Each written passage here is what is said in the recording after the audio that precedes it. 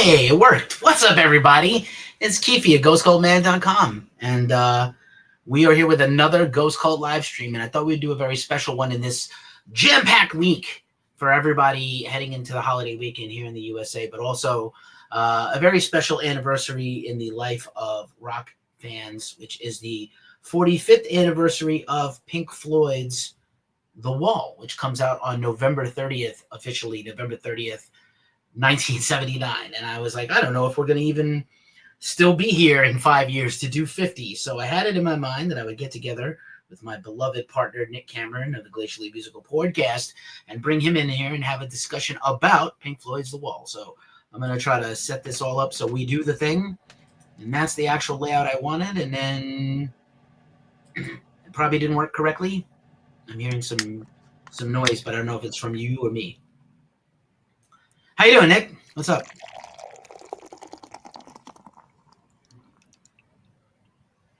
Did you hear that? Did it work? I mean, the pour worked, yeah. Yeah, buddy. Finger fudge pour. Cheers, my friends. I am doing awesome. I got a liquid death.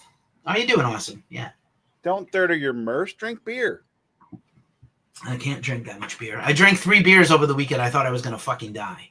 So it's not the best move for me. Welcome to dinner. Do this. Yeah, I get it. Oh, I lost us. Give me a second. Find us.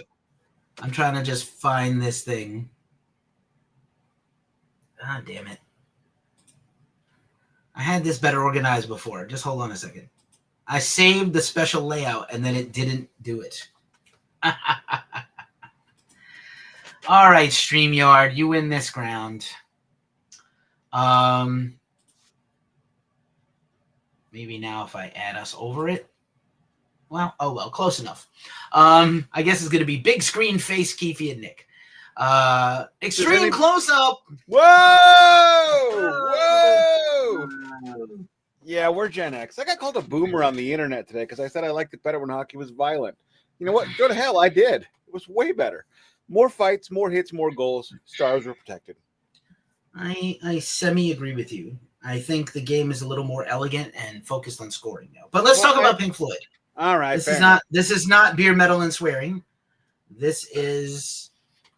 But I want to not complain about Rangers tough guy Matt Rempe. All right. A lot of people are joining in on all the things and all the socials. Feel free to drop a comment. I don't know how conversational we're going to get. Heyo, Curtis Dunlap is here in the comments, and we're gonna talk about Pink Floyd The Wall. And why would we talk about Pink Floyd The Wall? Like I said, it's turning 45, and I feel like, we'll just get this out of the way. Please don't come for us or at us. We already know Roger's a horrible person. Roger Waters sucks, but Pink Floyd doesn't suck. So let's talk about the music. Roger Waters' 1979 only kind of sucked. He didn't really suck that bad. I think he probably sucked to be. He sucked to be in a band with, and we're going to discuss why. Oh, completely, yes. He was not probably the most fun to be in a band with ever, or friends with, or married to. None of those things. None of or in a room. But let's do the reason I asked Nik here. But first of all, no one is a bigger Pink Floyd fan than Nik, after I. And so you can kind of see over my head in the corner. One of these corners that I have like a pile of vinyl sitting here ready to do Ghost Cult end of year things. But, Ghost Cult, I've always felt like I have a, beside being a lifelong music fan since I'm a little boy and having, a background in journalism and having a minor in musicology and playing in bands for a long time. And Nik also owns a guitar and collects a lot of vinyl. And I am a guitar owner. I like to try to have one for our brand, at least. And for our podcast, you and I like to have one foot in the past and a fist in the future. So, and in this case, we're going to fist the wall real hard. And I'm going to let it fist me. Yeah, well, it always fists you. But no one is a bigger Pink Floyd fan than I. And Nik actually has a feature at Ghost Cult posting tomorrow morning. So this is the feature. I don't know which one is which, the chicken or the egg. Is this the accompaniment to the feature you wrote, or is this the addendum to the writing? I'm not sure. I know I was drinking either way, and they both turn out wonderful when that happens. So that's typically true. When I wrote the Dark Side of the Moon retrospective for you, I didn't remember writing it a week later. Yes, it read like that. By the way, Neutral Parties on Instagram says I am a bigger Pink Floyd fan. So Neutral Parties, I agree. I'll let you have it. You know what you might be, but are you a bigger Wall fan? Are you a bigger fan of the Wall than I? Brooklyn Miss is we'll also find out. A Ghost Cult Everyday or Brooklyn Miss, but all the everydayers. So Nick, I want you to talk for a second. So the Wall is turning 45. You know, obviously it's easily the most popular. It's kind of like Dark Side of the Moon, The Wall, which is the most popular piece of work by Pink Floyd. You cannot have The Wall without the things that came before it. But talk a little bit about, like, go back to like 1978, because I don't know that a lot of people know this story except diehard Pink Floyd fans, about like why the Wall became the Wall. Like, Roger came to the band, they had done Animals, the band was struggling, and I want you to now take the baton and run. As we discussed in the series we did on Pink Floyd Animals, 3 different ones, which is what I should have named the series, but I didn't. We did the Montreal concert, and the Montreal concert is one of the very last shows on the In the Flesh tour. And years later, when I found out there was a tour called In the Flesh that was not The Wall, I have to say I was confused. In 1978, when this concert happens, I'm 2.5 years old, maybe. Probably. Well, it could have gone either way because Montreal had a dome stadium. RIP Expos. But Roger kind of always had the feeling of Jenny as Bobby Dylan in Forrest Gump. I'm singing a song here. The people in the crowd weren't always there for the song. You know, maybe they were there to light up a doobie. Maybe they were there to watch the cool circular screen that neither you nor David can get away from. Maybe they were just there for the ambiance. Maybe they were just there to see a big theatrical show, which, as you and Nick Mason said in 2015, the Animals tour was the greatest rock theater ever created. Well, Roger thought, I'm singing a song here, and he spat on a dude and got into a fight. Okay, great. And that's what spawns The Wall. Roger's disconnect from the world. And as we discussed, it was hard to be in a band with him. It was hard to be married to him. It was hard to be his friend. I would imagine it would even just been hard to have been in a bar with him as well at that time. But he comes to the band and he says, I have 2 ideas, because at this point, Pink Floyd is not the greatest concept band of all time. Every album, they started off thematic and they went concept, and then eventually they go narrative. When they get to The Wall, they create the first narrative concept record. I'm not going to count Tommy, because Tommy was different. Tommy was a rock opera. That was the whole point. So he comes to them with 2 ideas, both narrative rock stories. I have The Wall, which is about me wanting to be alone, and I have The Pros and Cons of Hitchhiking, which is about me thinking you guys are dicks and wanting to go away. I'm exaggerating a little, not much. Which one do you guys wish to do? Both of these records will be made. I think the way I don't disagree with you, but the Pros and Cons of Hitchhiking was like his rough idea. It ended up becoming the final cut. I think Roger had the 2 distinctions that he made according to it was Pros and Cons. Well, I have one's going to be Floyd, one's going to be Roger. Which one do you want to be on? I don't want to talk over you, but I do want to make my point, which is that he said that it was the choice was a more universal story about a child of post-World War II England, or a more personal story about himself. Which one was that? I mean, they're both about him. Yeah, but one is he felt that the Wall was less about him and more relatable, and then he felt like the second one is very, very personal to himself. Like I feel like they're the same story. They're exactly the same story told differently. And I would also say the final cut is the same story. And one of the things I've heard over the years, and I am a Roger musical stan, not Roger person stan, as we discussed. You know, one of the things I've heard over and over and over is, The Wall, Pros and Cons, and the final cut, that's a trilogy. You need to listen to them back to back to back. I did. Oh my God, don't do that. Ever. It does not sound good as a trilogy. So Roger says, I have A, I have B. Which one? And they almost chose pros and cons because I believe it was Rick Wright that said there was a lot of really cool musical ideas on pros and cons of hitchhiking. I'm going to tell you every day of the week, even though Pros and Cons was a supergroup, The Wall is better. The Wall is fully fleshed out. Every Roger Waters solo record is an attempt to be Pink Floyd because he knows Roger he's like Juan Encarnacion, man. That dude ran to first at the same speed on a single, a double, a triple, or a homer, or a walk. One speed Encarnacion. That's why Cardinals fans hated him. Me, 30 home runs, 60 ribbies, $3 million. Great value. Great value. That's Roger Waters. He is one speed Encarnacion. I know one way. He knows what he's Sammy Hagar. He knows one way to rock. He knows one way to rock. And let's face it, the band had unbridled success in the 70s, although again, like many British bands, especially in the 1970s, they didn't actually see the money that for all the records they sold. Multiple phenomenon records. Multiple records that are all-time greats before The Wall. Right, before The Wall. They were even surprised that they were so commercially successful. They were like, this is not music that we expected people to get and vibe on. They never stopped being an art house band. The label just got smarter.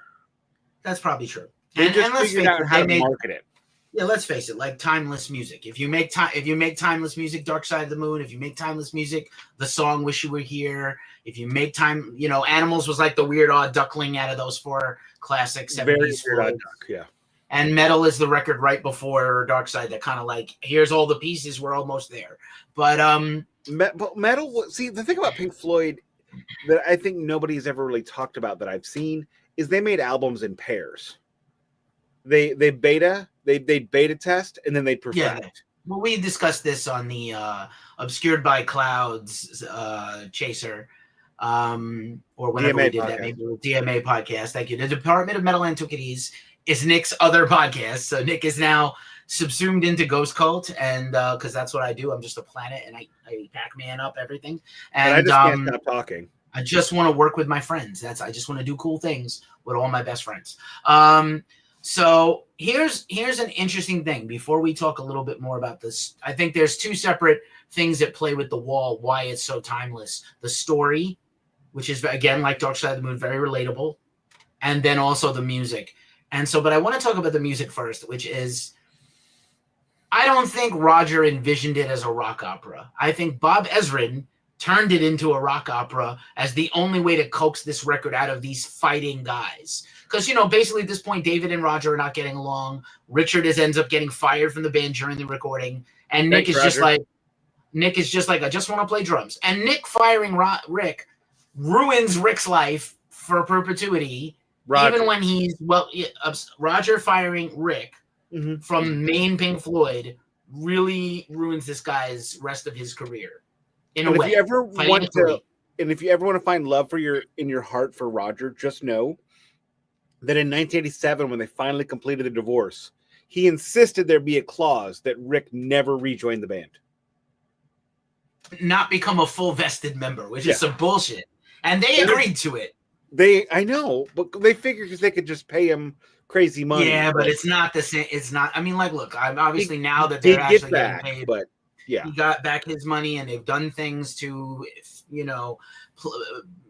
don't want to say appease, but please his family financially. But like, I don't love it. I don't love it that they agreed to it. Okay, so Ezrin, which also ends up kind of ruining Bob Ezrin's career a little bit. Ezrin turns this thing into I think Bob Ezrin saw himself. He saw these fighting guys. He saw Roger's bag of ideas, his list of ideas. He knew he had talented guys. And I think I'm going to make a comparison. My favorite Beatles record is Abbey Road. It's a band coming apart at the seams with a mishmash of ideas and no actual whole songs.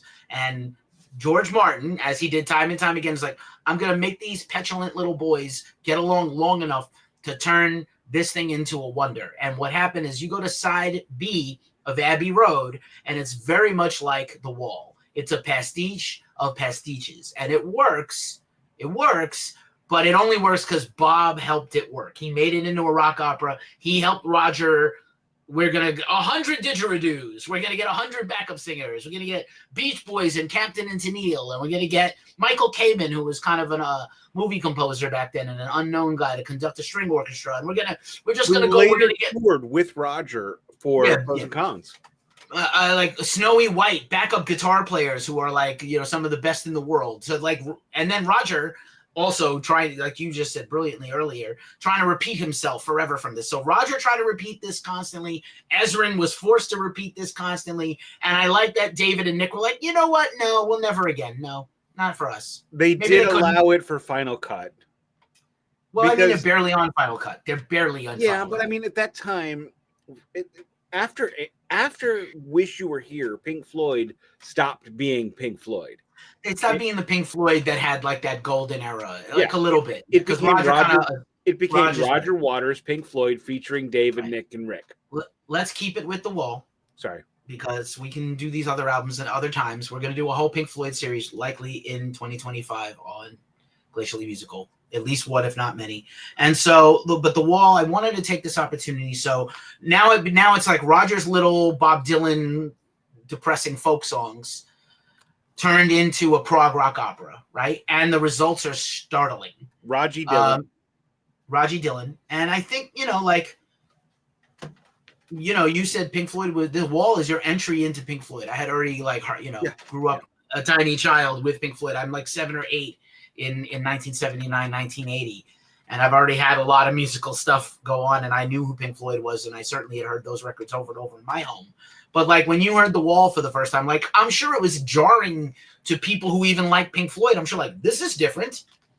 For me, I didn't even hear it for the first time. I watched the movie. It was 1986, 1987-ish. I'm at my cousin's house, and one of the things I love about my cousins, who are kind of terrible people, they really shaped my taste. I know you like to harass me about things I like and things I don't like, which is the stuff I've chosen for myself. But these are the people that led me to Motley Crue, that led me to Iron Maiden, that led me to Black Sabbath, King Diamond, Merciful Fate, Slayer, Metallica, and they led me to Pink Floyd. And we watched The Wall, and I think that's what screwed me up, because I love a concept record now. Unless you're not a band that does them, then I have no interest. I don't know what my problem is, because that's my favorite thing in the world. I love Coheed and Cambria. I can't follow the story. It's too avant-garde. But watching this movie, this 90-minute video in the era of music videos, and I think what a lot of people forget is how amazing the music video era was. It was only about 10, 15 years total. But we had MTV, we had Friday Night Videos, we had Night Tracks, we had all these shows. And then to see this band who did an entire long-form video for a double record with visuals that you'll spend the next 35 to 40 years of your life trying to consider. It changed my world. It changed my worldview about what music was, what it could be, and where it could go. Not statistically, but do you think it's possible that more people are really associate The Wall with the movie and not the album itself? Probably, because the visuals, again, I'm just going to go back to Gen Xers like me, and I'm going to allude a little bit to the article I wrote that drops tomorrow. The Wall, to me, is a requiem for Generation X, which written by a boomer not trying to do so. And I loved that idea that I came up with while I was getting my massage that day, because I'm bougie. But yes, the Wall movie, it for a while, it was a lot like Rocky Horror Picture Show. It was something, the local places would show. It was something you could go see and drink a beer and smoke a doob and enjoy at the movie theater. it was probably the biggest VHS home video music release of the 1980s. It was a huge deal. Star Wars, E.T., The Wall. That's the actual order. By the way, I just want to remind people that the Wall movie actually doesn't come out until 1982, and at that point, Pink Floyd is almost over as a band. They were over at that point. At that point, he's Roger's doing pros and cons.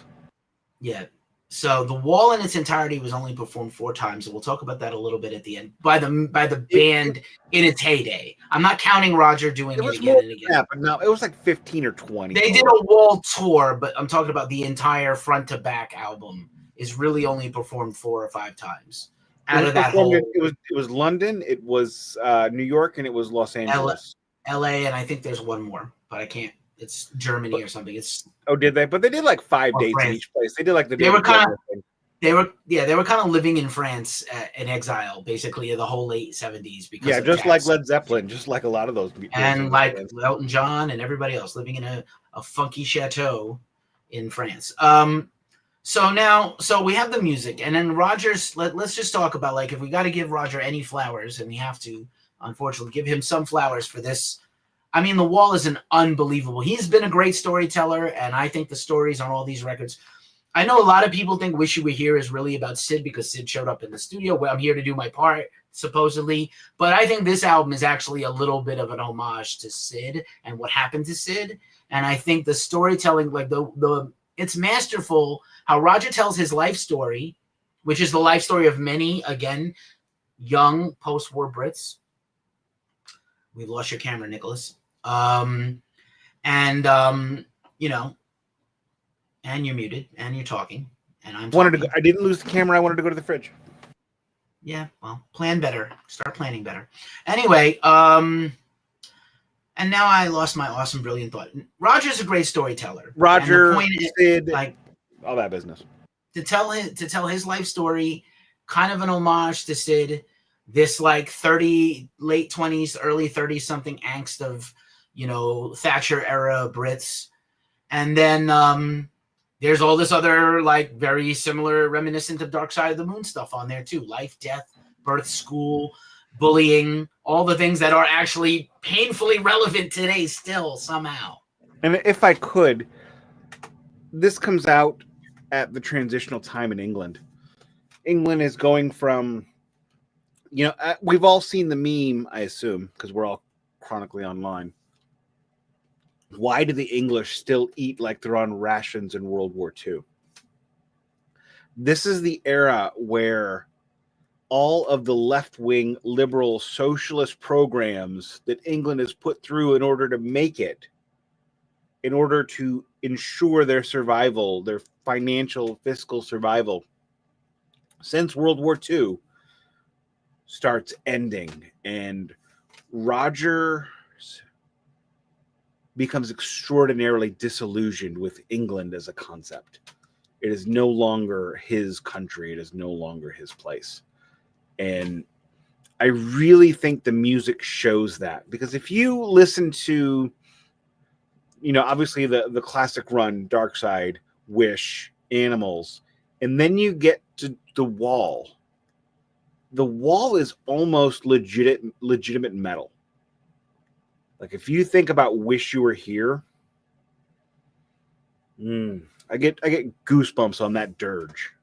Well, I think like Hey You, which is my favorite song on The Wall, by the way, and I didn't know for a long time that bass line is actually written by David and maybe even performed by David originally.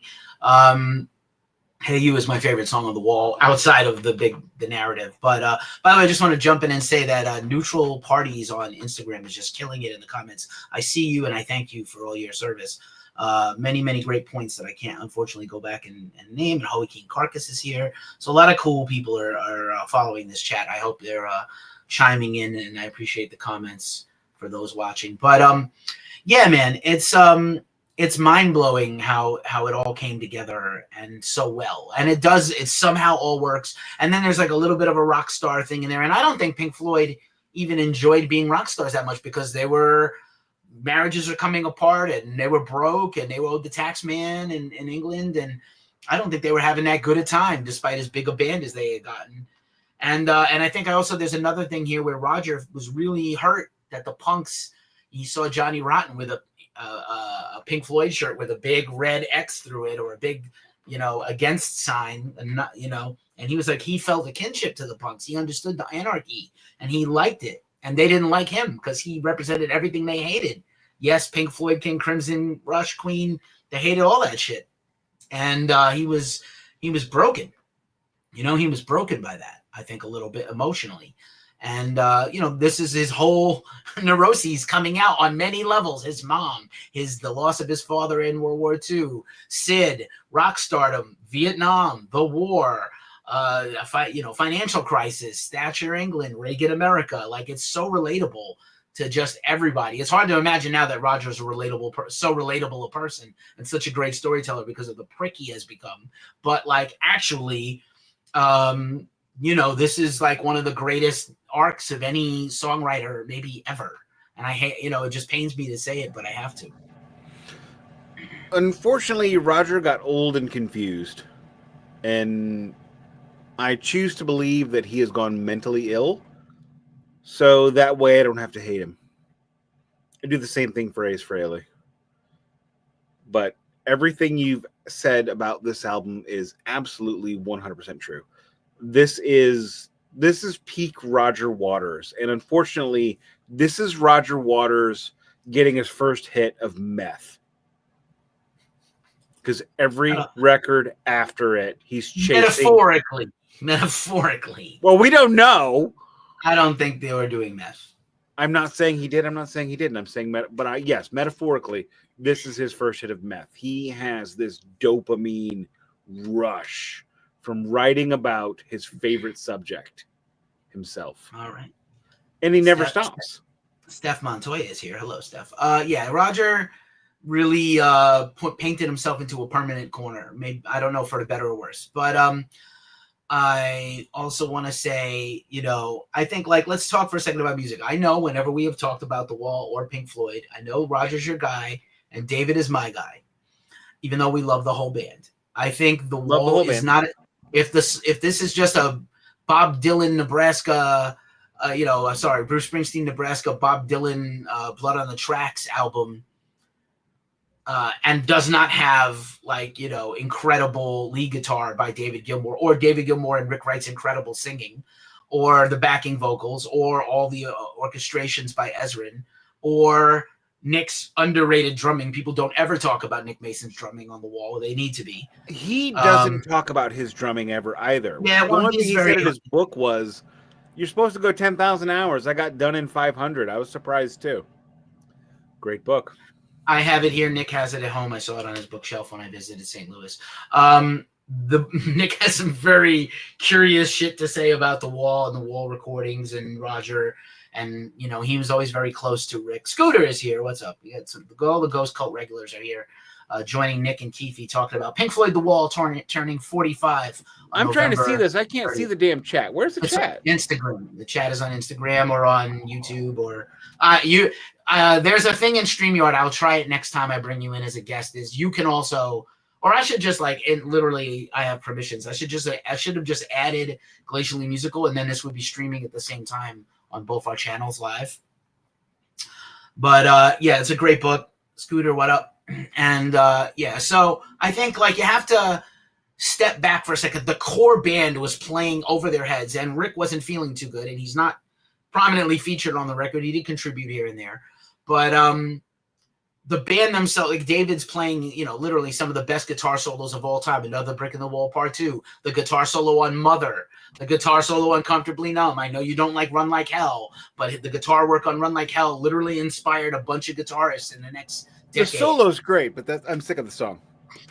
I understand. I love Run Like Hell. When I had my Pink Floyd tribute band, Pigs on the Wing, we used to close with Run Like Hell, even though everybody wanted, like, Wish You Were Here or something. Papa Smalls is here. What up, brother? Thanks for being here on Twitch. So StreamYard, by the way, check out our affiliate partner, StreamYard, in the comments. But man, I just think, like, again, why do you think this record holds up so well? Why do you think it holds up so well? Not just you personally, but in general. No, it holds up so well because it has extreme relatability. once we hit 13, once we hit 14, once we hit 15, isolationism becomes a thing. And I think I can't speak to the English experience. I know Hanging On in Quiet Desperation is the English way. That's about all I know. So moving on, I can only speak from my experience, and the American experience is once we hit 13, once we get hair where there was no hair before, once Floppy Bunny starts seeing Fluffy Bunny in a new way, and our voice cracks, all of a sudden, we all think we're Marco fucking Polo, and nobody's gone through this. And you know what? It's kind of mean because we let everybody think that for a while, and then we kick them to the curb. That's like 6 references in one. I don't know if anybody but Keefy got that. Way too many. Keep it down. Sorry, I apologize. I'm the reference guy on your podcast, and you can come be the reference guy on my podcast. Good job. There we go. I'm referencing. So, but the idea that we're all going through something for the first time that nobody's ever gone through, it's just part of the American experience. And then for some reason, the wall as a metaphor just keeps coming up in our lives. I'm 15 years old and I'm watching cartoons and there's a cryon at the bottom. Berlin Wall falls. And I'm in social studies, in Gen Xers, we lived the 1980s under fear, anybody heard the song Goodbye Blue Sky? Anybody heard that? Did you see? We all saw. We're all worried. We all looked. And when the Berlin Wall came down, that was the writing on, oh Jesus. That was the writing on the wall. Yes, you did it. You did it. By the way, there's a chat going on Instagram where, Dillinger Compound is now joined, and they're all excited that you warmed up to Mastodon by the final episode of that series. But anyway, we're talking about you shut up. We're talking Mastodon, deeply influenced by Pink Floyd and The Wall. Deeply influenced. Look, I can't help it. They heard it, got it wrong. It's not my fault. Crack the Sky is the best concept record of the last 20 years. May I reclaim my time? You may reclaim your time. Oh, I lost it. No, I didn't. I completely know where you kind of finished your thought. And I hadn't. The issue is the wall continues to be a metaphor in our lives. We had the Berlin Wall. We had the wall around us. Now we got the fucking wall in Mexico again. Well, we also have the walls of the internet and social media and all kinds of crazy bullying and isolation. The same bullying that Roger and Pink, if you will, experienced growing up and Sid clearly had dealt with is happening worse than ever today. Kids are literally killing themselves because of bullying. That concept is just so universal. It's past relatable.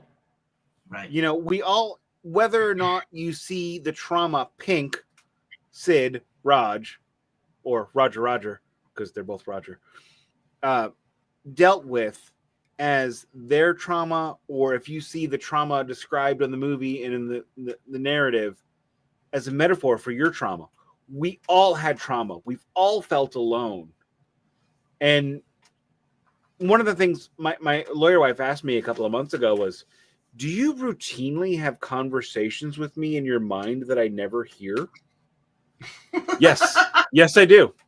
Who did the drugs and who didn't? Okay. So, and that is the wall, though. It is. And when you deal with anxiety, when you deal with isolation, the wall is your siren song. I want to tell you, for a band that fought really hard to get away from space rock and that title from their beginnings in London in the 60s, like One of My Turns and Don't Leave Me Now are some of the most mind-bending, drugs or no drugs, under any influence or none. You feel like you're on drugs listening to those two songs. They literally are the sound of being on drugs. Especially if you can have the Grateful Dead. Yes. No, the Grateful Dead, Black Sabbath, the first drug bands, Jimi Hendrix even, didn't sound like being on drugs. I feel like the drug thing with Jimmy is incidental to the fact that he was a far out guy and was into trippy stuff. The drugs just were part of the whole culture back then. And I think to call any 60s band a drug band is, except for the Grateful Dead and Janis Joplin, probably ill-fated and ill-spoken. What about the Doors? Oh, well, I mean, like they don't exist without the drugs. That's the problem. There you go. Jim doesn't exist at all. Are the Doors a drug band? Or are the Doors drugs? Maybe the drug. This is your Doors on drugs. I don't know. No brain at all. Just your Doors or your drugs. It's just LSD. Just to reel it back in for a second, right? Yeah. Like, I feel like the Wall doesn't even have a weak spot. Like, I think that it doesn't. I mean, like, it's not fair to call. No, I take that back. It does. Well, let me make my point, and you can counterpoint. So I think like it because I don't view the Wall. It's because most concept records are really not meant to be broken up, and because radio made another brick in the wall and the Happiest Days of Our Lives one track. Thank you. And because DJs need to go take a shit and they put Wall Side 2 on for an hour, but like realistically, Johnny Fever, what orchestra is this called? The Pink Floyd? Are those dogs on the track? Or am I just hearing things? No, those are dogs. Dr. Johnny Fever. But like I don't view the Wall like I view other records that are actual, because it's meant to be listened to all at once. Obviously, because we live in a radio age and now a streaming age, people will just hear Comfortably Numb, and Comfortably Numb is like the gimme shelter of of LA Woman's and Running Through the Jungles, because it's everywhere now. Commercials. Body Count's new album has a David Gilmour led cover of interpretation of Comfortably Numb. It's okay. It's not terrible. Body Count record is slamming.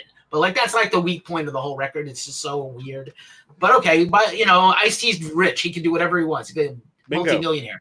He's actually probably nearly as rich as David, so he can afford David to rent David. He's got a lot of money. Ice-T's got a lot of money. You don't know. Although David doesn't do other things. David is music. Plus, we don't know about Ice-T's revenue stream for being a pimp and a drug dealer for years. Doers of Perception Acid. That's correct. They are. Yeah. Anyhow. Now. Yeah. So I do feel like there are no deep cuts on the Wall, but there are no bad non-hit songs either. I disagree. There are deep cuts. There's one deep cut. What should we do now? Well, it's not on the Wall proper. It's on the soundtrack, so it doesn't count. It's correct. I actually, when the one version of the Wall that has not been released on vinyl came out, which is There Anybody Out There? I remember listening to it because they released What Should We Do Now as a single.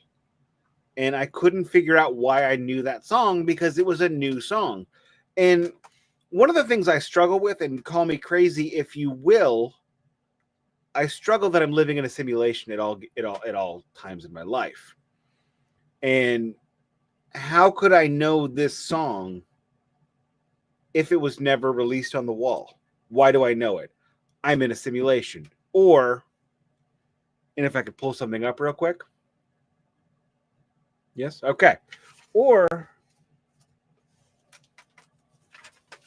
perhaps the first copy of The Wall I received on CD was not Pink Floyd The Wall, but it was in fact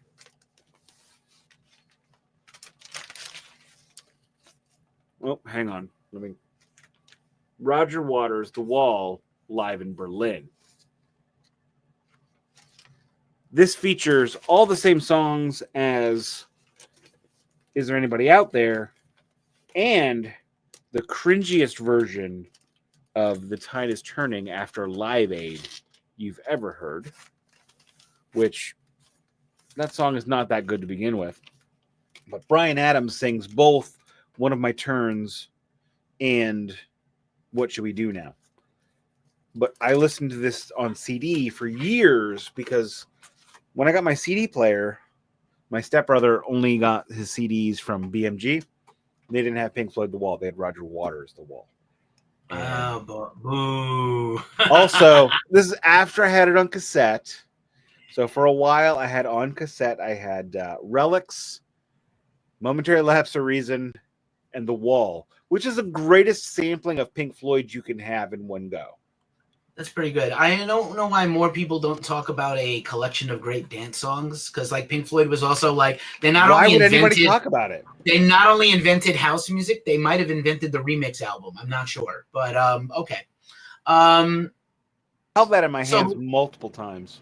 Yeah, so The Wall happens and it comes out. Let's just talk about, we'll move forward unless you have any other points you want to make. Let's talk about reception and then, relevance. So the album comes out. It's an immediate hit single. And I know you have fought with me about this. Another Brick in the Wall, Young Lust, a little bit of Run Like Hell, disco beats, because it was trendy and it works in the songs. They didn't need them. It's kind of very similar to Korn doing Got the Life in 1999 or 1998. It's not necessary, but it did work at the time. That being said, as a hit album, they go on a world tour. They do perform the entire thing multiple times. As they get bigger and bigger and the album sells more and more, they're touring, like bands coming apart. They hired like literally 20 people on stage, backup singers, the Wall assembled and disassembled people to do the staging. Crazy, or they become like next to Queen and Zeppelin, the biggest stadium band in the world. Could I jump in real quick? It's interesting to me that they all talk about how awful the Wall tour was, and it was the worst thing they've ever done.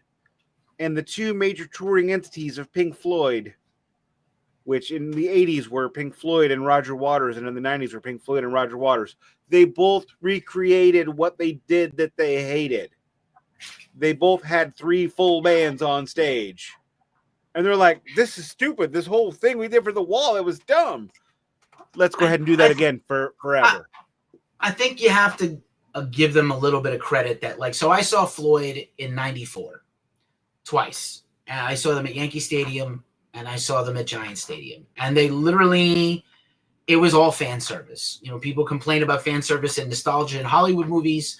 They were they performed all of Dark Side of the Moon as an encore on the Division Bell tour. So you didn't see the Echoes version, because there was every other night was Dark. Yeah, I saw that. Yeah, Echoes, Yankee Stadium, Dark Side, Giant Stadium, and the Contact High at Giant Stadium was the highest I've ever been in my entire life. By the way, including whenever I've done drugs, multiple times, but many drugs, but yeah, I just think it became bigger than them. It became bigger than them, almost like they couldn't wrestle their own creation, like Dr. Frankenstein and the monster. And so it became, Roger's vision came true, and it actually made him worse. I think it made him worse as a person, actually, from literally the Animals Montreal show to now. And then, they couldn't really how do you top it? You don't. We discussed the Final Cut before at different times. You don't kill the lily, as the Brits say, and you don't try to top the thing. You just go in a different direction. You can't do it again. You can't recreate it again the way it was a unique new thing that's like the Wall. You could make Division Bell is technically a loose concept record. Roger has many concept records and a concept opera, but I just think hey, Matthew Kochek is here at Ghost Cultist. Who's a huge Pink Floyd fan. You would like him a lot. He writes, Roger Waters' recent Wall tour is one of the most amazing shows I've ever seen. I'm not surprised. I think he's losing his touch vocally, and mentally we know he's fucking gone. But losing, yeah, that's a great way of putting it. Yeah, I just think it became, was it almost a curse to them that it's got even more success. They were one of the biggest selling bands of the 70s, and then they did the Wall. They wild. wrote a song about how much they hated being successful, which made them more successful. Yeah. Whoops. Yeah. A little. Yeah. I mean, it's happened. We've seen it before. Bowie did one. In a way, Metallica did a couple. The Memory Remains is kind of that story. But I just I don't know, man. It's it became their own institution, Scooter says on Instagram. And it almost was too big for them. And it's the same thing I said. Again, Coheed has had this problem where they made this out of their brain concept record. King Crimson, who I saw in 2018 and 2019, were able to play every single thing they ever made. Granted, they had like 11 guys and gals on stage. I saw Mastodon play Crack the Sky like 5 times, and only 2 times was it done well. And the third time was like a struggle, but they got there. And 2 other times were like, what is happening? They should not do this anymore. And also Brent was in bad shape, as we discussed in the series. So, you know, they make The Wall, becomes a huge thing. It's deeply impacting people still to this day, whether the movie or the album. And again, it's kind of like their flagship thing that they're known for is The Wall, even though Dark Side of the Moon has sold more records around the world and is, I think, still second or third all time, right? In total album sales. No, in terms of group albums, perhaps, but in terms of albums in general, there's like 50s and 60s.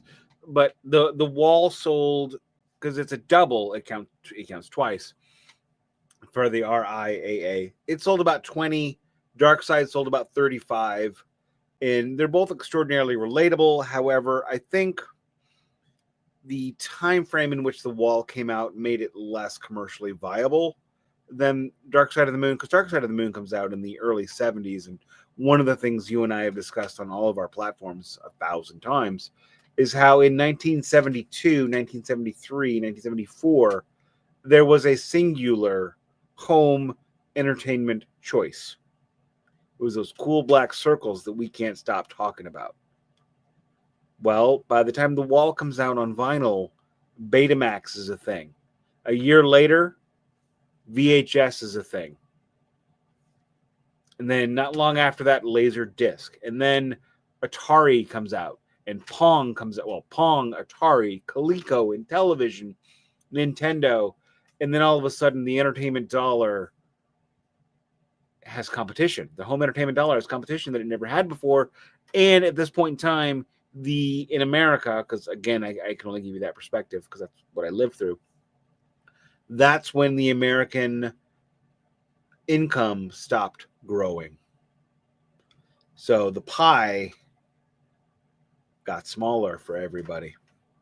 So I think if it comes out in 1975, like if it comes out instead of Wish You Were Here, it sells 60 million copies. Maybe. But I think they couldn't have made Wish You Were Here without the experience of it. Wish You Were Here, Animals, and the tour for Animals. But that's completely agree, Tom. Completely agree. And then again, Ezrin is also the X Factor. He literally is the co-writer. He's the orchestrator, arranger, and co-writer of the whole album. Like, he literally doesn't get enough credit. Bob Ezrin? And I know that he like when he did that with Kiss and Alice Cooper. You stole my thunder. I was going to say Bob Ezrin wrote and created the greatest concept record of all time. Music from The Elder. That's fair. It is not fair. I love Kiss so much, and it's not fair. But same. Ezrin doesn't get enough credit, and I think both David and Roger have distanced themselves from giving Bob any credit. Well, Roger had said in the beginning, okay, you co-write what you want, you do what you do, you're not getting songwriting credits, so snack on that for lunch. Well, but he also got points on the album, so Bob is rich for life. He doesn't need to. No, Bob's fine. Bob has Alice Cooper's money. I mean, he did Welcome to My Nightmare. Yeah. And the second one, unfortunately, too. and more. And he was given co-writing credit. You know what? I have it on vinyl. I wish I didn't. Which one? Welcome to My Nightmare 2. I have it.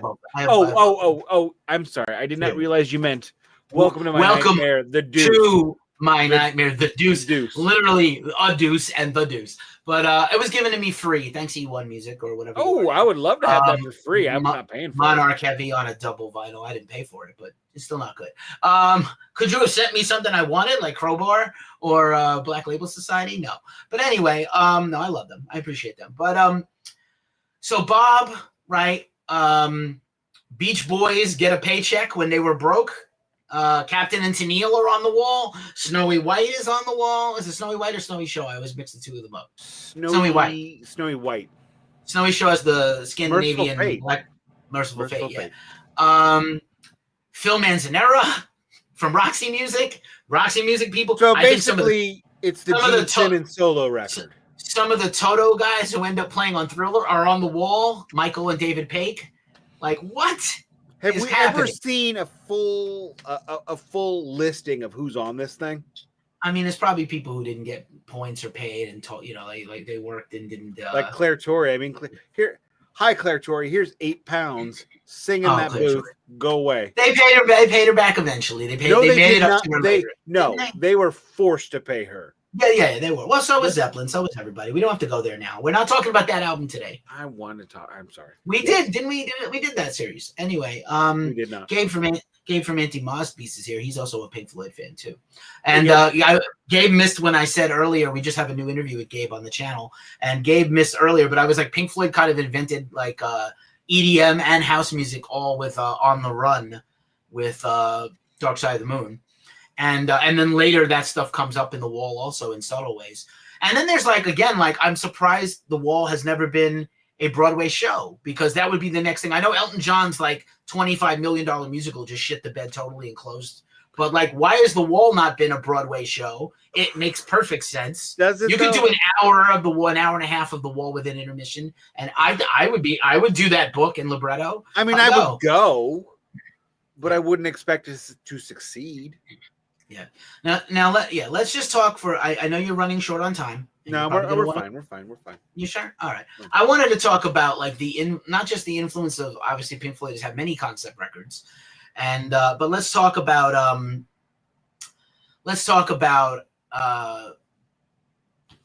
bands that are in like the people who heard The Wall and then took that somewhere else. So we have a whole genre, not just their peers who then copied, and I'm not talking about Alan Parsons, who was like, hey, I worked on Dark Side of the Moon, and now I'm gonna, and Abbey Road, and now I'm gonna take everything I learned from the Beatles and Pink Floyd and make my own music. Yeah, fuck that guy. No, I mean, not fuck him, because he made some great albums. I know somebody. I just like to be edgy. Yeah, you're just mean. I'm getting picked on text because I have cowards for friends and saying that I don't know what I'm talking about, where other people in the chat like Gabe back me up on the dance music thing. But anyway, you're wrong. Michael, I'm talking to you right now. I'm just being contrarian. Anyway, no, it's all good. But yeah, I wish I had a beer right now. I should have had a beer. Look, I said it this time. I'm being contrarian. Yeah, sometimes. This white guy's a dumbass. I am a dumbass. Which white guy? The white guy or the pink white guy? No, this white guy, the pink white guy. Montoya. Stephanie's like, if we were just talking about car insurance, she'd still be all about this. Anyway. Whoa. Hard. But like bands that came after Pink Floyd, classic rock, metal, a lot. Voivod, infamously, was inspired by The Wall for a lot of things. I think, obviously we have whole tribute records to Pink Floyd, both from like the Magna Carta label, and of course Nick's favorite. Does Nick have it handy? Did you pull out the Magnetic Eye record? Does he have it handy? He does. I own this and Nick owns this. My copy is in Pennsylvania with Curtis, but that is Magnetic Eye's The Wall Redux, correct? Correct. The Wall Redux. Nice. Do you have a favorite song on there? I think mine is this one, When the Tigers Broke Free. I love that song. I was going to talk about that, and technically that's a leftover from The Wall that is on the final cut. But I always consider it like, it sounds so much like The Wall as a song that I know it was written around the time of The Wall. Okay, look, I feel bad for things, but are we sure it's even on Final Cut? I know it's on. Yeah, it definitely is. Okay. I just looked it up while you were talking about Final Cut, and I was like looking at Wikipedia. Sorry, everybody. But got some Maynard love here. Tool is a huge Pink Floyd fan. Pink Floyd fans. Even Maynard claims to not like progressive rock. And I think 2 albums this year, who are easily 2 of the top 5 metal albums of the year. No, it is not on there. I don't know. It's on there on Wikipedia. But anyway. No, it isn't. I'm looking at it. I'm looking at it too. It's right there. The Final Cut track listing. I'm literally looking right at it. I'm looking at the 83 release. What track number? Maybe it's the 2004 edition. Sorry. All right. It was released as a single during the Final Cut. It was also on one of the many greatest hits records. That's probably true. Was it Works? No, that's before. No, it was one of the very last big ones that they did. All right, fair enough. So there's, I think, 2 of the biggest metal releases this year. Ghost Cult is just now finalizing our list We've tallied all the votes. Nick chose to abstain. I'm disappointed, but I've always abstained from those kinds of things. I've never done. I wish you wouldn't. We literally do critique every week on the show. What is the difference between doing a listicle? There's no list. There's no difference. So 2 of the biggest metal albums this year, surely gonna top a lot of people's lists. Opeth and their new album, The Last Will and Testament, and obviously, far and away, Blood Incantation's Absolute Elsewhere, which is literally Pink Floyd worship in some parts that are not. Is that Opeth record the one I accidentally ordered from Gimme Metal? Yes. Okay. Future Chaser on the Glacially Musical podcast. I have mine copies on the bed behind me, and I love it so much. And it's super Pink Floyd-y. Not a big fan of Opeth, so woohoo! Well, you're about to find out you are. It's like AA. We'll take you in any shape or form. Whenever you come in, we'll take you. Get in when you get in. New Mortal Wound. Yeah, that's good too. The Sword did a whole Doom Side of the Moon. Yep, that's correct. I think Kyle Shutt was like touring behind that Doom Side of the Moon thing. So yeah. And the Sword is somehow back, and they're on the new Magnetic Eye Jethro Tull covers album that I don't actually need, because I have heard all the Jethro Tull I will ever need. And Ian Anderson of Jethro Tull narrates on the Opeth record. Surprise spoiler. You're going to love it. Jethro Tull has like one song. They have a few songs. Anyway, just back to the record for a quick second. What is the most underrated song on the wall, in your opinion? So not a hit, not a song everybody will go right away to. Hang on. Give me a second. I don't even have to look. You have to look. I'm not getting out my first pressing of The Wall. Oh, wait, there's no track listing in there. This square right there. I don't know. I really like Vera Lynn. I don't hear people talking about that one very much. I love The Trial, which on the Roger Waters Live in Berlin version, the prosecutor is played by Tim Curry, which is lovely, which makes that Chef's Kiss, no notes. Yeah, that's like the only part of The Trial that's good, though. The rest of it is terrible. It's hard to pull off. I don't even know how they performed it. It was hard. It's on YouTube. You can watch it. Michael Kamen conducting an orchestra and Bob Ezrin like charting out charts for singers and dramatis. Yeah, David wasn't there. David wasn't there to make it work. David was the musical director on the Wall tour. Yeah, Roger was the theatrical director, and it worked great. Unfortunately, this illustrates the problem and why the band was coming apart anyway. I'm doing the completely Tommy DeVito for you there. But in terms of like underrated, probably the Thin Ice. Thin Ice is great, but I feel like it's at the beginning of the record. You were talking about how metal The Wall is by comparison. Like In the Flesh, the Thin Ice, and Hey You, absolute doom metal riffs in 1979. It is a dirge that it has that kind of sound where if you picture them playing it in your head, they are twisting the guitar neck about 20 degrees, and you can see it just go like this, that kind of bend, and that's only in really good doom metal, not Black Sabbath, because they weren't proper. They were chicken cacciatore metal. You just throw all the vegetables and the chicken in there. The stew, chicken cacciatore, good one. Scooter says Blood Incantation. I was extremely surprised by phenomenal record. And Gabe is chiming in with his favorite songs off the wall: Vera Lynn, Run Like Hell, which Nick does not like and I love. But I'm just tired of Run Like Hell because it's on every live album. So when the new David Gilmour live album comes out, it's going to be on there, and it's on all of them. Well, we'll see how David does without Guy Pratt now. I think Guy Pratt is on not. It. No, he's still in his band. Reasonably Should have asked Don. I want to say my most underrated song on the wall that I don't think anybody will say is There's Nobody Home, because that's a song that kind of reminds me of like a Nick Cave, Billy Joel, like very depressed song. Is Obviously, that not the one in the apartment? I got a little black book with my poems in. Got a bag, got a toothbrush and a comb in.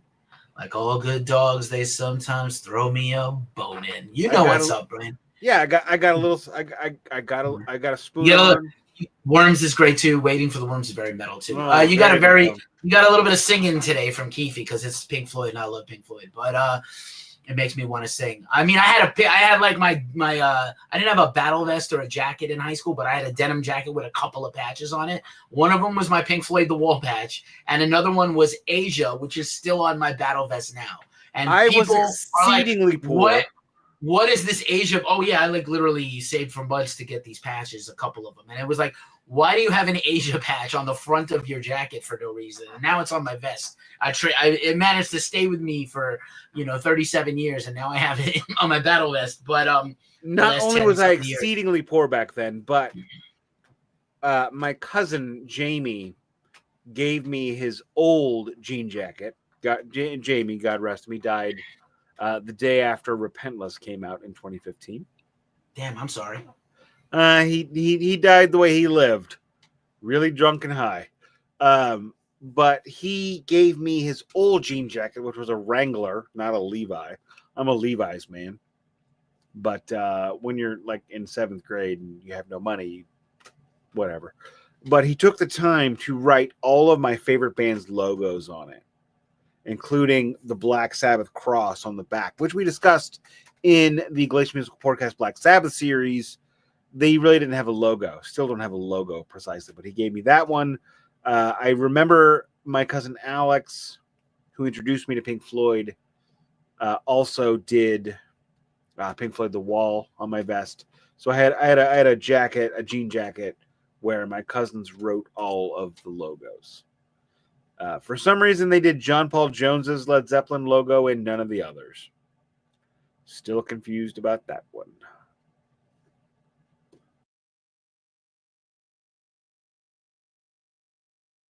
One of us should be talking. I'm angrily typing. Sorry.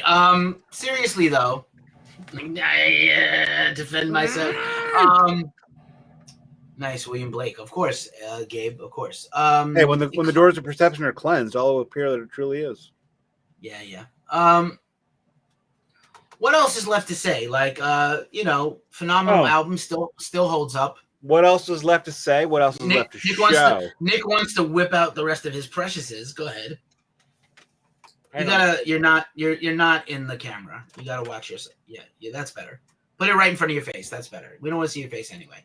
This one is a full 3-disc. I'm sorry, it's backwards from what I'm used to. Monstrosity, recorded in France. I bought this originally because I could not. It was $20 cheaper than the wall proper. I got that for $25 on Amazon. I don't know what it costs now. I also have one more. Wait, no, I don't. I pulled them all out. I have 4 copies of The Wall that I listened to. I also have. He walked on down the hall, sir. He walked on down the hall. And I've also got a copy of the 2016 pressing that Lawyer Wife got me for Christmas one year, which I no longer listen to because it's not as good as my original pressing. Don't tell her. I put her pressing in a frame on the wall, which my family finds hysterical, that I have a copy of The Wall on my wall. But what else is there to say? I'm trying to talk and I muted myself. Hold that thought 1 second. Scooter on Instagram wants to know, how many Pink Floyd records do you own? Don't go count them. Wait, do we want a number? Yeah, he's asking for a number. How many? Just guess. I know you can't. Wait, define. Pink Floyd or Pink Floyd and Family? Just Pink Floyd. He just asked for Pink Floyd. 11? I don't know. The only... I'm missing 2 official vinyl releases. Live at Nebworth, because I see no reason for it. And The Endless River, because also I see no reason for it. I would like to give money to Rick Wright's Family, but I don't want to ever listen to that again. Look, if I find one in the store for $20, I'm going to pull out $20. If you want me to pay $50, I'll be happier with the $50. And I have tried. Every time. I also have I see, Gabe, every single one. No, I don't. But I do have Masters of Rock, which is a compilation record of all of the singles they released before their first album. So, I mean, I've got a lot. I have them all on vinyl. I have Pulse on vinyl. I have multiple versions of Delicate Sound of Thunder. I have the 2-disc version from the 80s. I have the 3-disc version from a few years ago. I have 3 of 4 Nik's records. I have the only Rick Wright solo record on vinyl. I have 3 of 4 David Gilmour. I have all of Roger Waters and several bootlegs. My Pink Floyd collection, Pink Floyd and Family collection, is the only word I could use really is significant. It is a very significant collection. Yeah, I'm not a competitive person. I will say I have 12 official Pink Floyd records and Animals 2018, so 13, I guess. I don't have Animals. I don't have Animals just. I had a repress of it. I sold it. Eventually, I'm going to, like all my other Pink Floyd records, I'm going to replace them. Not the later stuff, but the up to Delicate Sound of not Delicate, maybe even, but up to Delicate Sound of Thunder, I'm replacing them all with Japanese original pressings. Because you're a hipster. No, because they're better. They are better, but I like Gabe shouting out music from the body that we never talk about. I have that. Why. I have it. Yeah, of course you have it. Of course you do. I didn't even know that you had it. That was for like 3-4 years. Department of Metal Antiquities previous podcast subject. Music from the body. Duncan Evans, please go check out his music because he needs some support because he's an unfortunate bastard for having to get subjected to all these records by Nik. Do you know what else I have? I have Where the Little Black Book with my poems in. I do. I have that, and I've got a silver spoon on a chain. But I've also do you have a grand piano to prop up your mortal remains? What a diss! No, I live in South City. I have an upright. I have an upright to prop up my mortal remains. How do you diss your own boy? Like he was your boy once. How do you just dog him in the song? That's a Rick Wright diss in the song. It's almost like a rap track. He dropped the diss bar to Rick. I don't know. Who else was he talking about? David? He's talking about Rick. Whatever. I also have when the wind blows, whatever the English nuclear war Holocaust movie from the 80s is. I have that because side 2 is all Roger. I mean, right. The only thing Roger has put out that I don't have is him narrating A Soldier's Tale. And I tried. I listened to it on YouTube and went, I don't need this. Right. So Roger... It's all Scottish accents too. And Roger loves a Scottish accent, which I've never figured out. Well, I don't know. It's very inherently an excellent accent. Listen, Roger wanted control of the Wall when he separated from when he lost the lawsuit against the band. He wanted the Wall in the divorce and he didn't get it. No, he's allowed to perform. Well, he didn't because they can still perform. He didn't want them to be able to perform it without him. So they still play it, right? They still play the songs. They can play songs from. Maybe they can't stage it. But he did get ownership of the Wall. That was the one thing he got. Everything else he got was a single vote. So I was making a point. Sorry. What was that abomination Roger did, like the new Dark Side of the Moon? Do we have to talk about that? Well, I'm going to ask you a question. Do you think he will do the same thing with the Wall soon? If he does, he might already be doing it. We don't know. Okay, look, let me before I answer that question, okay? I own Roger Waters' The Wall. I don't need please, I'm making a point. I own Roger Waters' The Wall. Those are different records. The Wall Redux. If he does a Roger Waters' The Wall Redux, I will punch him in the dick at first opportunity and not purchase it. Because I could not, like the first track released off of Roger Waters' The Wall Redux, right? I don't remember which song it was. Time, probably. I listened to about half of it and I go, oh, this is really interesting. This is a really great take on this. This is like listening to Roger Waters' The Lockdown Sessions, which I have on vinyl, of course. And then the next track comes out. and I haven't listened to the full first track. And I listened to the verse, the chorus, half a verse. Wow, this is a really good version of this. Great take. And as each single comes out, I never finish one. At which point, I go to Amazon to pre-order it, and it's $47.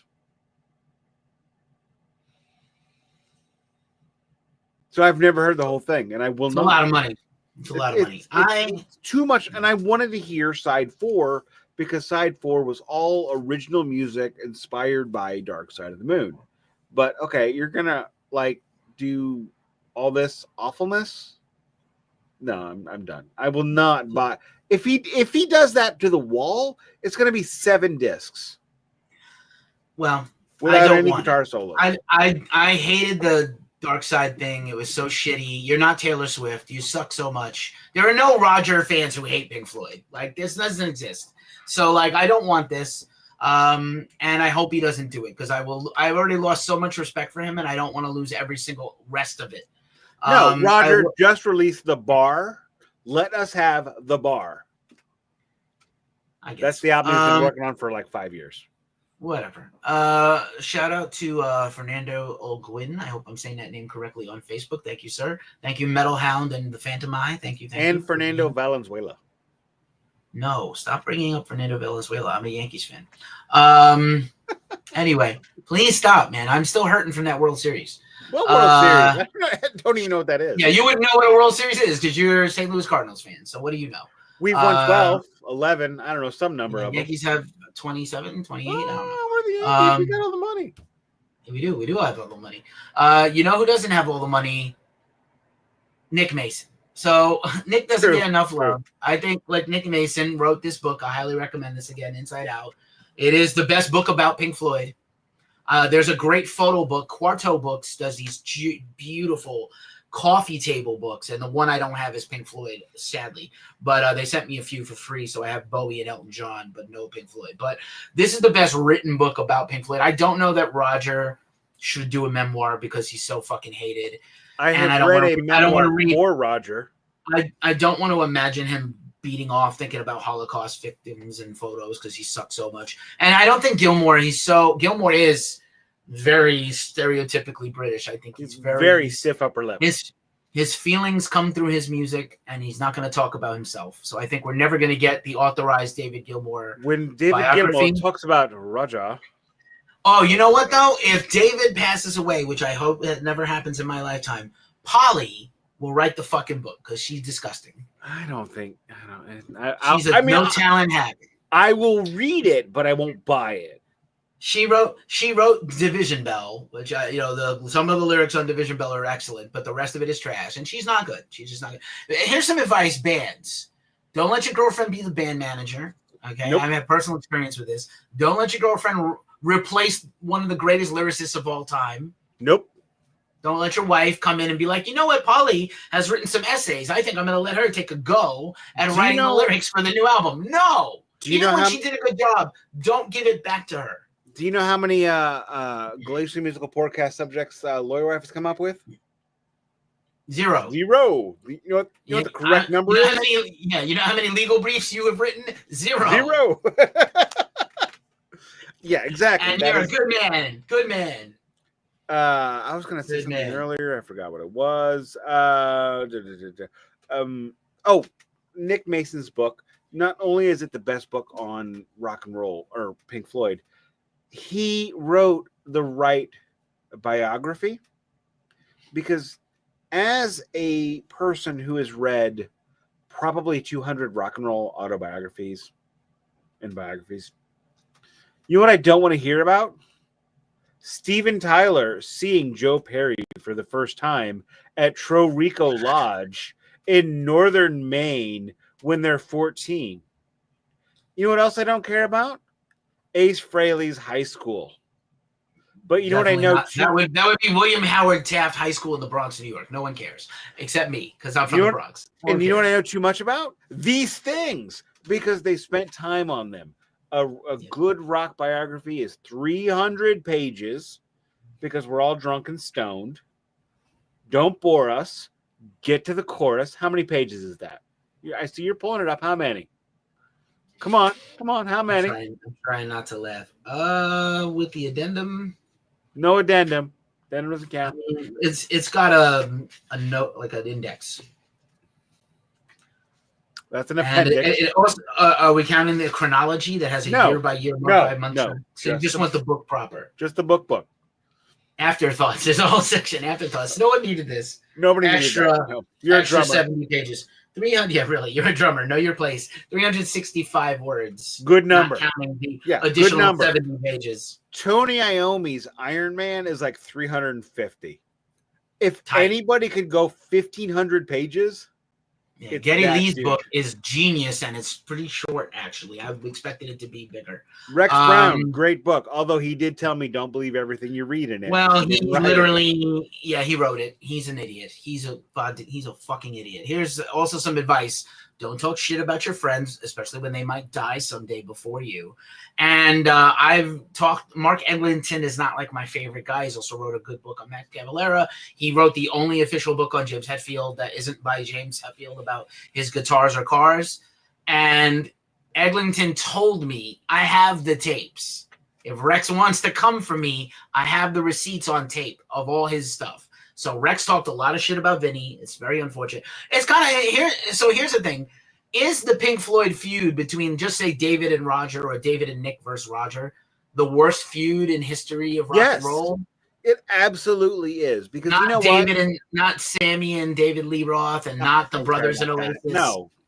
Not, I mean, not this guy from Creedence never talking to his own brothers ever again. If the Van Halen brothers want to step on their own dick and not tour, whatever, okay. I saw the best tour they ever did. Gary Cherone was the singer. Just for the record, not a joke. That is the only Van Halen tour I saw. Gary Cherone. That's not a joke. He's a great singer. It's just not for that band. He was great, and it was like one of the funniest things I've ever seen. It was like Spinal Tap doing Stonehenge with a dwarf. It became a comedy act. They did not want it. But David and Roger, the problem with those two guys, and when I have said many times, and Keefy hates this, and because I don't think he sees it, I don't think he sees it the way I intend it. Because I love Ace Frehley. Love him to death. David Gilmour is the Ace Frehley of Pink Floyd. He takes what Roger creates and makes it better. Roger's creation, without David Gilmour, is the final cut. And you will not find a single Pink Floyd fan who's not terrible that the final cut is their favorite record. Roger's my guy. Love him to death as a lyricist and a musician, not the crazy grandpa he is now. And the final cut is boring as shit, and I don't ever listen to it. Well, I think like if it comes on, like so I fired up the old iPod because I found my iHome, so I've been blasting I sent you a snap of the iPod, right, where I was listening to The Wall on the iPod. That's what the hell that was? Yeah, that's a mix. That's the Apple remaster of The Wall from like 2004 when the iTunes got all the Pink Floyd in one swoop. No, it was fine. I didn't have a return table. It was not fun. I wasn't. Anyway, I'm again contrarian. I admit it. BBC Monster 43. I think I saw you on Pornhub last night, and the Breathing New Life on Instagram also here. And a friend of the show and Torchlight Parade leader Danny Nichols is watching. Thank you, Big D. Just for the record, I'm listening to the new Torchlight Parade record in the car today and yesterday. Amazing record. Yeah, it's been sent to me. I gotta make some time for it. I've been listening to nothing but The Wall and Marilyn Manson. So like, fuck me. Anyway, yeah, it's the new Manson. It's good. I'm not gonna lie. I'm gonna do a live stream probably later on about that. But dinner first. Actually, I know that the final cut is Gabe's, Auntie Mosby's Gabe's, and his new record is out right now. You can also check out his second favorite record because, like, we talked about it in a previous interview. Beatles, in terms of beefs, Nick's Shark is out. This is not a Shark appropriate time, but okay. Beatles and Yoko, man, is we're not gonna have time to talk about it now. No, not even. I want to just say, go watch the Get Back short 6-hour but shorter documentary series that Peter Jackson from Lord of the Rings did, because one, you learn that after the Beatles broke up, Paul and John reconnected and became friends again. And Yoko, absolutely not the cause of the Beatles breakup. John was. Absolutely 100% John and Paul, not Yoko. Paul loved Yoko and even like making music with her. So go watch that thing. It really changed my perception. Also on Double Fantasy, you hear her orgasm. That's fine. I mean, she's that she's known for that. That's fine. And I'm sure. I'm sure, unlike, unfortunately, and I think also like Rocket Queen, we know that we know those moans are real. I've never noticed that, and you just ruined the song for me. Thank you very much. I got you, Gabe. I got you. And apparently it was like some enemy's girlfriend that Axel was boning, like an enemy on purpose. For the love of Christ. Moving on. It might have been Steven Adler's girlfriend. I'm not sure. Can we move on from orgasms on records? Yeah. So I don't know what we're at the 120 mark. What else can you say about this record? I mean, I know you could go all day and night about this, but I'm sure at some point your family would like to have you back tonight. It still holds up, man. It's still one of the greatest albums ever. It might be one of the top 10 classic records of all time, maybe top 5. It will live, and that includes. I already think Dark Side of the Moon is the best classic rock album of all time. But like The Wall could be right next to it. It will live with me as the greatest album of all time. It is, years ago or 6 months ago or 3 days ago, I don't know. You asked on Instagram, what's the best song off of Dark Side of the Moon? And my joke, my pissy response was the whole thing. I hated that. I know. Answer. I know. The real answer is Time, but. Sorry. Okay, finally, I gave it to you. You happy? It's Time. Which is not even, Roger singing. But for Dark Side of the Moon, when you asked me what's the underrated, what's the best? That's like saying what's the best color in the Mona Lisa? If there was ever a record to be... That was why I gave my pithy answer. What should we do? Well, now? You like pithy answers. You like pithy. Well, I like pithy. Pithy is on brand for you. And I also like, the obscure, because I find the obscure to be more on brand for me. Well, it's hard to have an obscure anything on this ginormous record. But I know, right? The closest thing to obscurity on this is, it literally is what can we do now? But that's true. This album is not. It's not a single, and the fact that the biggest single on the record, which you mentioned earlier, is actually 2 songs. Yeah, it's a straight radio edit. I don't even think the band had any control over it. I think it was just done and they didn't have a say. And this is like, I'm sure EMI back then was like, oh, this is what we're putting out. I'm sure they heard the whole thing. I've never looked at the radio single. I've never looked at the 45, but I've had them in my hands. I wish I bought them now, but I didn't. That's what they did because they needed a 3-minute song. Most of the songs on this record are only 90 seconds because it's 30 songs on 4 sides. Indeed. You do the math and you got, Comfortably Numb. You've got Part 3. You've got, Goodbye Blue Sky. You've got a bunch of reasonably long songs, but Goodbye Blue Sky is never going to be a hit single. Vera Lynn. I mean, what the hell? Mother should have been a single. Should have been. So first, let's back it up for a second. Okay. There are 3 official singles from The Wall, the album. I'm not talking about the movie. Right. Another Brick in the Wall Part 2, but we know that the radio edit has a little bit of the song before it. It has all of it. It has the whole thing. Nick's least favorite song that he's over, Run Like Hell. It's fucking brilliant. You know what? I think maybe my issue with it is because they play it for 12 minutes on the live versions. Yeah, fine. Maybe that's my issue. Maybe the most overrated song on The Wall. I will punch you if you say, "No, fuck you." It's great though, but I mean, it's just so overplayed. Again, it is the Give Me Overplayed Shelter. Overplayed is not overrated. The Jungle. Different words. Okay. Overplayed. Yes. I love the song. I love the song. I performed it like 200 times with my cover band. Like I know. It is. People love that song. Overplayed. It is worth the rating. Say what I said. All right, man. Same with Run Like Hell. Fair enough. if Dark Side of the Moon is the Pink Floyd second best album or best album, 1A, 1B, what's the third? Animals. No. Well, I'll tell you what. I'm going to say Wish You Were Here. So Wish You Were Here is always my favorite Pink Floyd record, always and ever. I actually performed all of Wish You Were Here once at a concert. It was kind of really hard. And then, because Animals was like the least played record in my childhood around me, so it was always like the final cut, like relegated to the final cut status. How wrong was I? Because Animals is brilliant. We spent a very lengthy podcast, which I'll link Animals is brilliant, but the podcast series first recording was not. Well, it's just very interesting. I think like you could never have another band like what Pink Floyd was trying to do as a live band couldn't happen today. Like, you know, if whatever, you know, I would like to have seen a version of Wish and Animals. They were mind melded together. Oh, well, maybe. Because probably when they were doing the Animals tour, it was probably like half a Dark Side, a couple of Wish You Were Here. Well, no, when we did a live concert of theirs where we have it, yeah.